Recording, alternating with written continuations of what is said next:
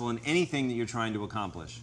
All right, today's guest understands leadership, and I am not talking about from a features and benefits standpoint. I'm talking about from a Jedi-level, deep limbic system standpoint, the way that he combines an understanding of biology and psychology, and quite frankly, just the overall human condition, gives his insights unparalleled potency and usability, which you know I am obsessed with.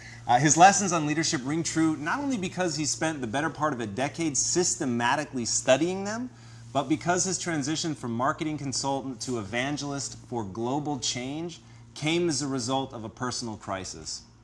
Having fallen out of love with the very company he created, he turned about with depression into a revolution of the self that has helped him become one of the most impactful voices in the world of leadership.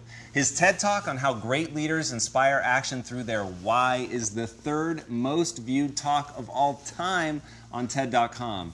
He's the two-time best-selling author whose ideology has captured the imagination of some of the most important leaders of our time, including the heads of many Fortune 500 companies, the US government, and multiple branches of the military, and the United Nations. Now, why is he so popular? Because his insights cut to the heart of what people crave in their leaders, an ability to create an environment that fosters trust and a feeling of emotional safety and the willingness to sacrifice themselves when necessary for the benefit of others. Please help me in welcoming the man whose own vision for the future is so inspiring, an army is rising up around him, and I very much include myself in that. The author of Together is Better, Start with Why, and Leaders Eat Last, the incomparable Simon Sinek.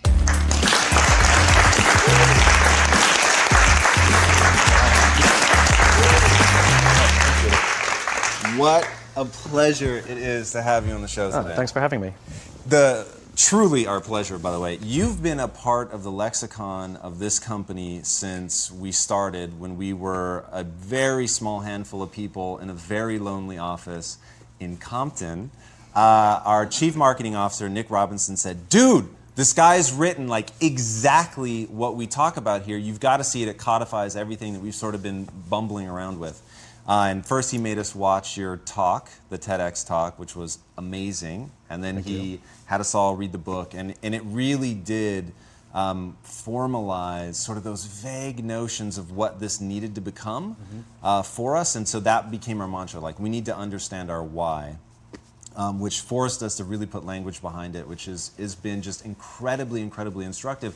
And one of the goals of the show is to bring on people that I just owe a debt of gratitude, so I can say thank you. That's nice of you. So thank you. Thank you. It You're welcome. really, really has been amazing. So if you,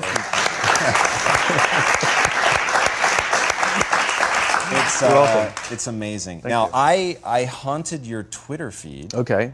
It's amazing. Thank you. And I wanted to start with something that you put on there, and you said, "We can learn about our future from our past because regardless of technology or the speed of innovation, people are still people."